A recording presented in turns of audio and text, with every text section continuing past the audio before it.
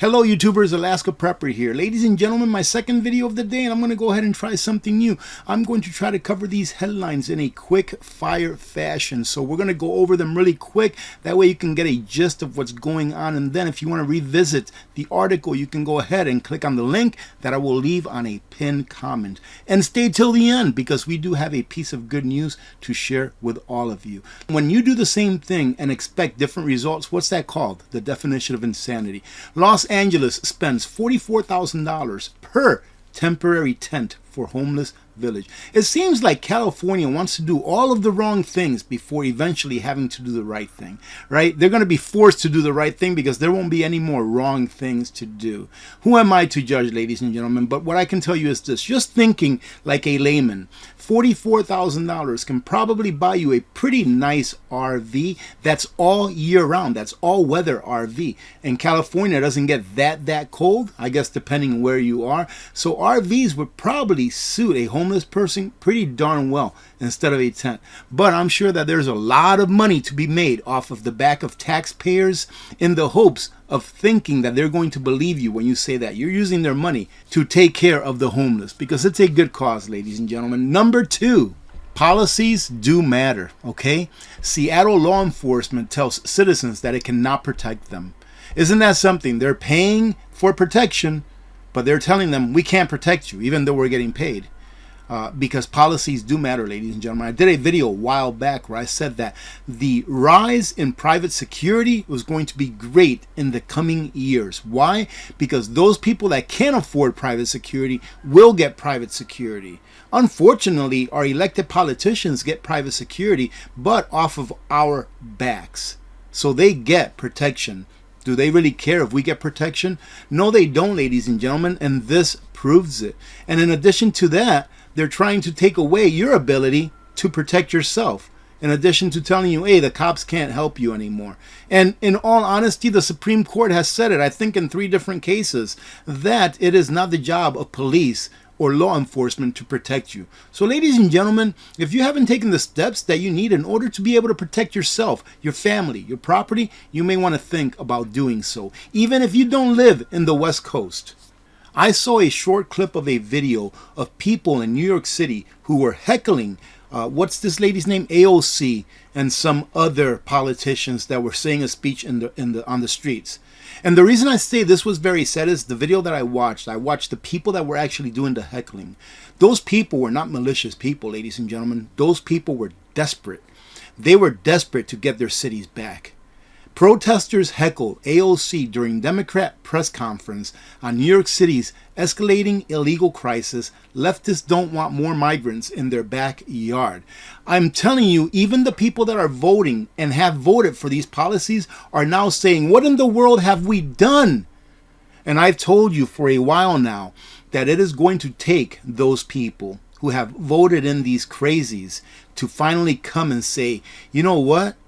What we did was wrong, and we need to get these crazies out of office. But I think there's a lot more suffering, ladies and gentlemen, that's going to occur before we get to that point. But they are waking up. In all honesty, what did you expect would happen when you opened the borders and let anyone and everyone in? Did you expect that a ferry was going to come around and just build housing for them and place them in jobs and give them citizenship overnight? I'm sorry, ladies and gentlemen, if you are opposed to having a controlled border, but it is the way that it has to be. If not, you'll have what we are experiencing now, which is chaos. And sometimes I wonder, maybe chaos is what they want, because it's definitely what we're getting. And real quick, I know I've talked about this extensively in the past, but keep it in the front of your minds. We need to talk about inflation. We need to remember that inflation hasn't gone anywhere. It's just taken a little respite, and it is now starting to tick back up. And here they say inflation waves. Some say inflation always comes in waves, which is worrying given oil prices. Energy, ladies and gentlemen. The spike in oil prices is a timely reminder that inflation volatility is not going away. We are going to have more inflation, more so than what we've had in the last couple of years. It is coming. So you better be preparing for this. And in addition to the strike that they're having with the big three, it could be the largest healthcare strike in U.S. history.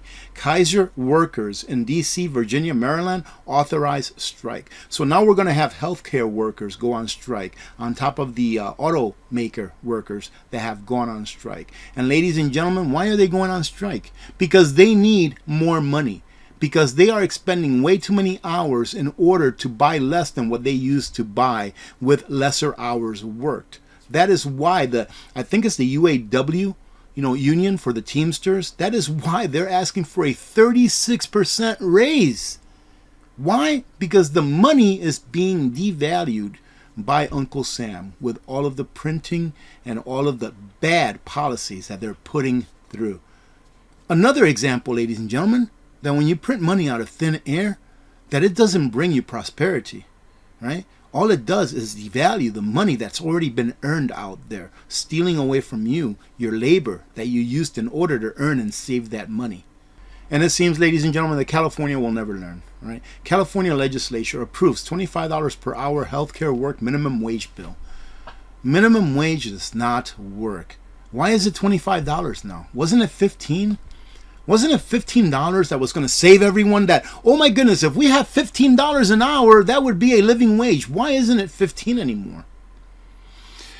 Oh, I'll tell you what, ladies and gentlemen, I know that most of you out there are in the know. I know that most of you understand what's going on. But man, I just wish that maybe one or two people, whenever I put up a video, would actually see this and say, what's he talking about?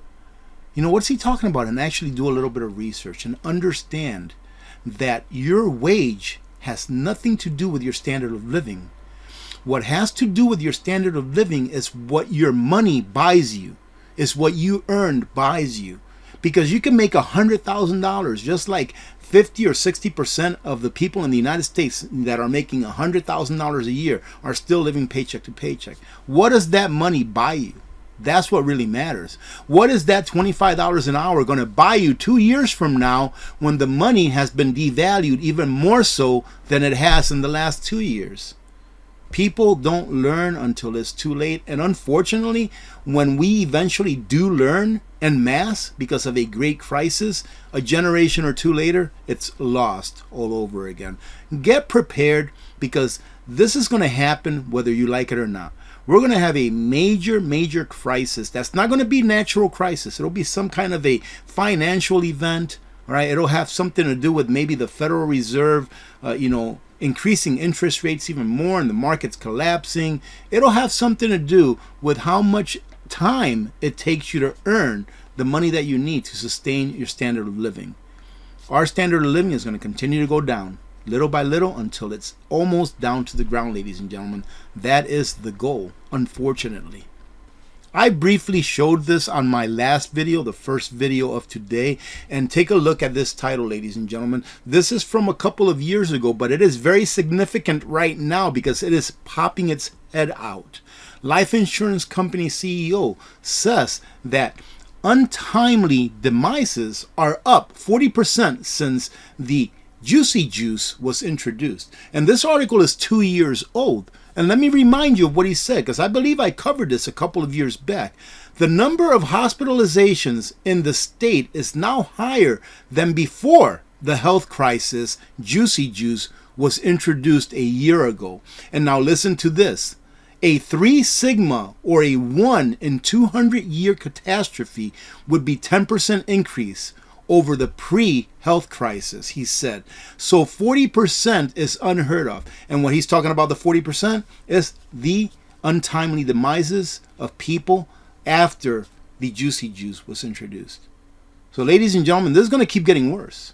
It's going to be keep getting worse to where they're not going to be able to hide it. That's what my first video was about, or it's one of the things that I covered in my first video. So if you haven't checked it out, go check it out. Because there's a report out there called a Deagle report that is forecasting or predicting that in the next couple of years, the population in the United States is going to be a lot lower than what it is now. And I think maybe, unfortunately, we've found the culprit. Now for the good news of the day. Ladies and gentlemen, I'm going to go ahead and talk about Oupes.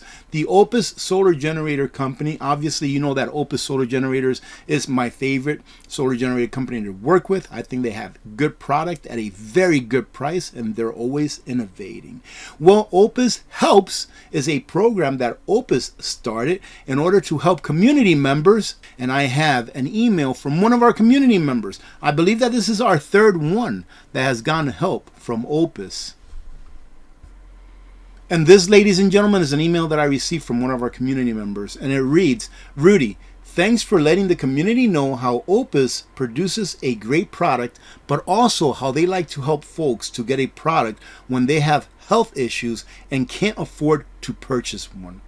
And he continues to say here pretty much, ladies and gentlemen, that he went ahead and applied, which is a very simple application process to ask Oupes for help, and that he ended up getting an email back from Oupes saying, hey, we're going to go ahead and send you an Oupes 1800 to help you with powering your medical devices during power outages. And I think that is awesome. So congratulations to you. I don't want to mention any names on here, on the name of the person that actually received it, just in case he doesn't want his name shared. But so congratulations to you. Thank you very much, ladies and gentlemen, for supporting the Oupes brand and allowing them to do this for people that probably wouldn't have anywhere else to turn.